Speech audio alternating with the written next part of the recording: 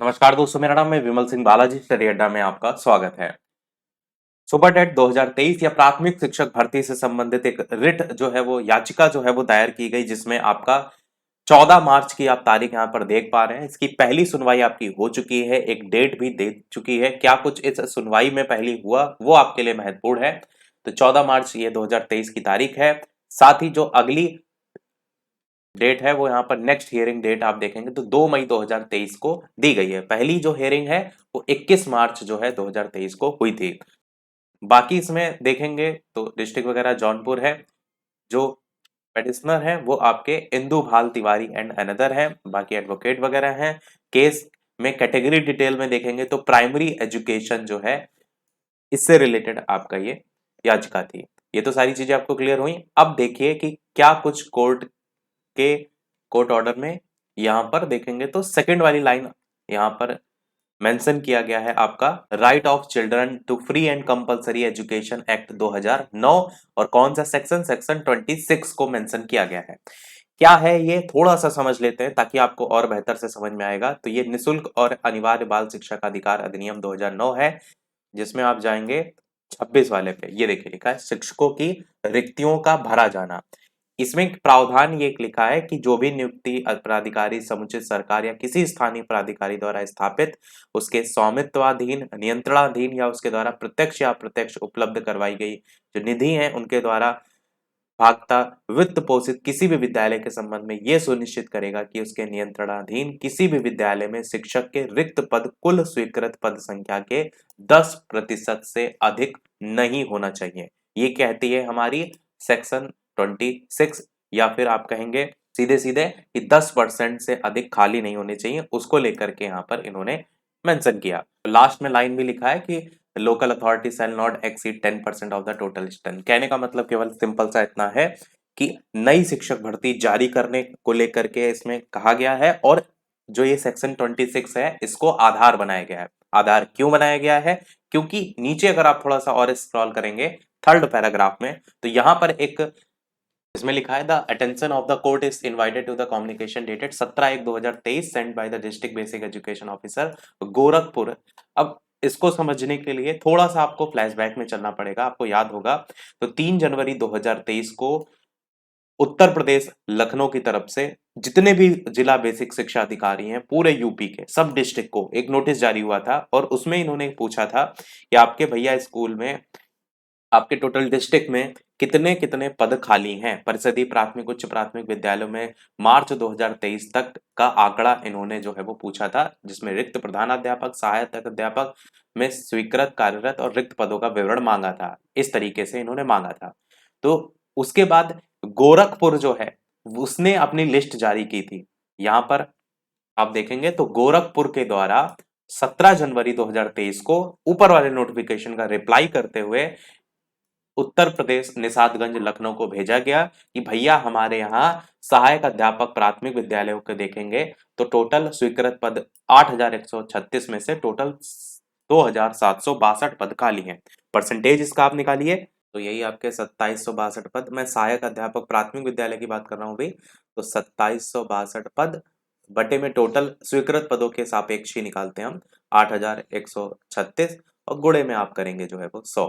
तो ये लगभग वही 33% के आसपास आपका जो है वो निकलेगा। और ऊपर अभी हमने सेक्शन बात की 26 की, जिसमें इन्होंने किसका हवाला दिया, 10% से ज्यादा पद खाली नहीं होने चाहिए। अब आपको मामला समझ में आ रहा होगा कि कैसे इन्होंने सैलरी ना देनी पड़े उसके चक्कर में भर्ती नहीं निकाल रहे हैं, परंतु कितने पद जो है वो खाली हैं और मानक के अनुसार भी जो है वो नहीं है। ऐसा भी नहीं है कि 10%, ये तो हमेशा अनुपात समानुपात बराबर की बात करते हैं, परंतु 10% जो सेक्शन 26 है उसके अकॉर्डिंग तक भी जो है वो नहीं है। और ये केवल गोरखपुर की बात नहीं है, इसी के ही ऊपर वाला जो नोटिफिकेशन था इसके रिप्लाई में और भी डिस्ट्रिक्ट ने जो है अपने जो रिक्त पद हैं उनको भेजा था। तो उसमें आपका एक और नोटिफिकेशन मेरे पास चंदौली का भी है।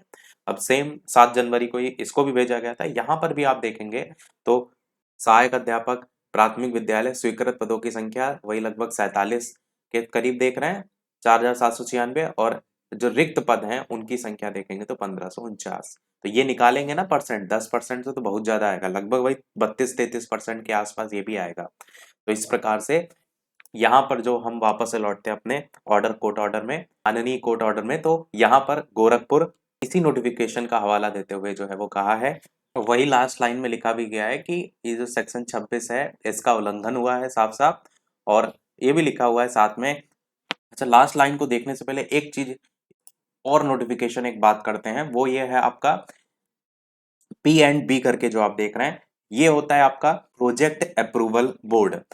ये राज्य सरकार और केंद्र सरकार मिलकर के जो भी पैसे से संबंधित क्या बजट रखा जाएगा उसको लेकर के इसमें चर्चा होती है। यहाँ पर क्लियर लिखा है कि क्या एनुअल वर्क प्लान रहेगा और साथ ही साथ क्या बजट रहेगा।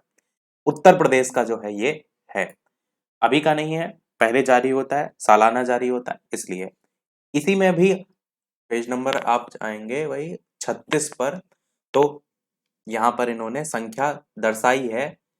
क्यों? क्योंकि यहाँ पर इनको चाहिए बजट, पैसा चाहिए, किसके लिए चाहिए? जो सैलरी देनी होती है टीचर को, देखिए लिखा है ना, support for the salary of teacher, financial support for salary of teachers करके।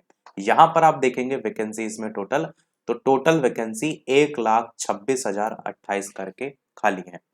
बाकी टोटल से 5 लाख करके जो ये आंकड़ा है, इससे आप परसेंटेज भी निकालेंगे तो ये भी आपका 10% से ज्यादा ही है।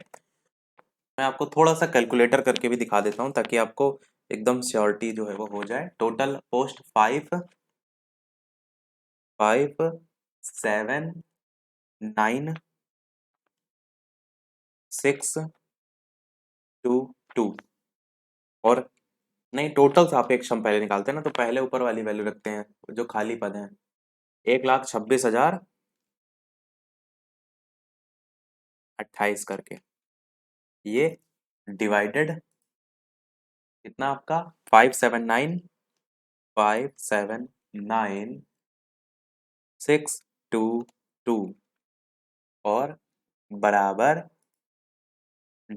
मल्टीप्लाइड में आपका 100। तो कितना आया परसेंटेज में? 21% देखिए आप जो है ये खाली है पद, जबकि हमने अभी सेक्शन 26 देखा जहां पर 10% से ज्यादा पद खाली नहीं होने चाहिए। तो ये एक्चुअल में आंकड़ा जो है सरकार ने देखिए लिखा है ना, फाइनेंशियल फाइनेंशियल सपोर्ट के लिए जारी किया है। यहाँ कहती है हमारे अनुपात समानुपात सब बराबर हैं, जब पैसे लेने की बारी है तो भाई सब सच्चाई उगलेगा ही।